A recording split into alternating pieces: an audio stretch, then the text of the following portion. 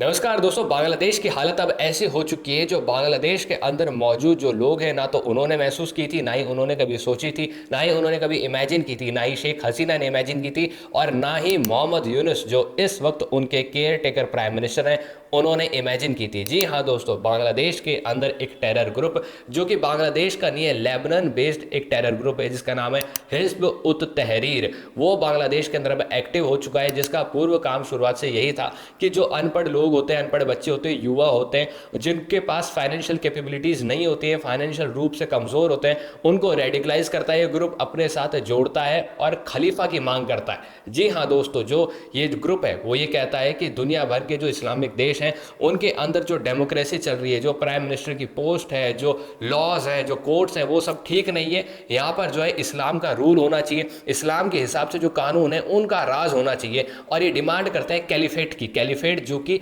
इस्लाम का जो लीडर होता है, इस्लाम की जो इस्लाम वर्ल्ड का जो लीडर होता है, मुस्लिम वर्ल्ड का जो लीडर होता है, उसको कैलिफेट कहते हैं। और ये कैलिफेट के ही लीडरशिप की मांग करते हैं। आखिरी जो कैलिफेट था, आपकी जानकारी के लिए मैं बता दूं, वो तुर्की का था, और उसके बाद से अब तक इस्लाम की जो दुनिया है उसने कभी भी अपने कैलिफेट को नहीं देखा है। लेकिन अब जो ये ग्रुप है वो बांग्लादेश के अंदर खतरनाक तरीके से रैलियां निकाल रहा है, कह रहा है कि हमें जो है खलीफा की मांग है, हमको खलीफा चाहिए बांग्लादेश के अंदर। आपके सामने वो वीडियोस आ रही होंगी कि किस तरीके से बांग्लादेश के जो युवा हैं वो यहाँ पर ये रैलीज निकाल रहे हैं। और इन सब दृश्यों से यही समझ में आता है कि बांग्लादेश का जो युवा है वो काफ़ी फाइनेंशियल रूप से अनकेपेबल है, उसके पास एजुकेशन नहीं है, और इसका फ़ायदा हिज्ब उत तहरीर के नाम की जो टेरर ग्रुप है इसने उठा ली है। और हिज्ब उत तहरीर की जानकारी के लिए मैं आपको और बता दूं कि साल 2024 के अंदर भारत के गृह मंत्रालय ने इस चीज़ को, इस ग्रुप को जो है बैन कर दिया था। और ये जो ग्रुप है टेरर ग्रुप, ये भारत के साथ साथ अन्य देशों के अंदर भी बैन है, जिसके अंदर से पाकिस्तान भी शामिल है दोस्तों। अब कौन कौन से देश हैं, आपकी स्क्रीन पर उनके नक्शे आ रहे होंगे,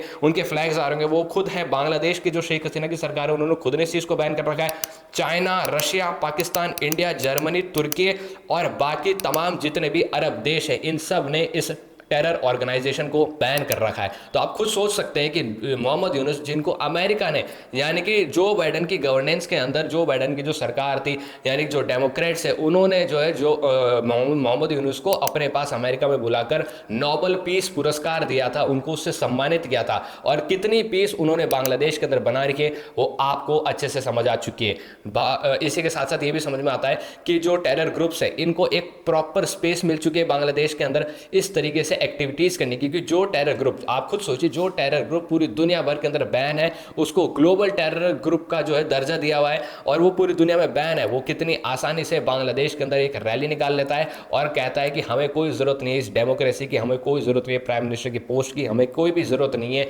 ऐसे लॉज की, कोर्ट्स की, हमें सिर्फ और सिर्फ खलीफा का राज चाहिए। और इन सब चीज़ों से अगर ये चीज़ बढ़ती रहेंगी तो दोस्तों इससे सबसे ज़्यादा नुकसान जो है भारत को ही होगा। क्योंकि बांग्लादेश के पास एक ही देश है सबसे बड़ा और केपेबल, वो है भारत है। और अगर अगर आप देखें तो अब भारत को दो तरीके से खतरा हो सकता है। पहला तो हो सकता है फिजिकल, और दूसरा हो सकता है ऑनलाइन, डिजिटल तरीके से। फिजिकल तरीके से अगर मैं आपको बताऊं तो भारत जो है वर्तमान स्थिति में काफ़ी सुरक्षित है, क्योंकि जब तक भारत की जो बॉर्डर सिक्योरिटी फोर्सेज हैं वो बांग्लादेश के आसपास मजबूत तरीके से खड़ी हैं, अपना काम ईमानदारी से कर रही हैं, तब तक भारत को कुछ नहीं हो सकता। लेकिन जो बॉर्डर कंट्रीज हैं यहाँ पर, क्योंकि वहाँ पर सोशल मीडिया, आज इंटरनेट हर जगह है, इंटरनेट पर अगर ये लोग काफ़ी ज़्यादा एक्टिव हो जाते हैं और अपना इन्फ्लुएंस भारत के अंदर जो मौजूद इस तरीके के जो युवा मुसलमान हैं इनके ऊपर रख देते हैं, और ऐसा इन्फ्लुएंस इनके ऊपर हो जाता है, तो भारत को हो सकता है अंदर के रूप से काफ़ी दिक्कतों का सामना करना पड़ सकता है। आप क्या सोचते हैं इन सब चीज़ों के बारे में, नीचे कमेंट बॉक्स में लिखिए। इस वीडियो को ज़्यादा से ज़्यादा लोगों तक शेयर कीजिए। जय हिंद, जय भारत। तर्कवाद को सब्सक्राइब कीजिए।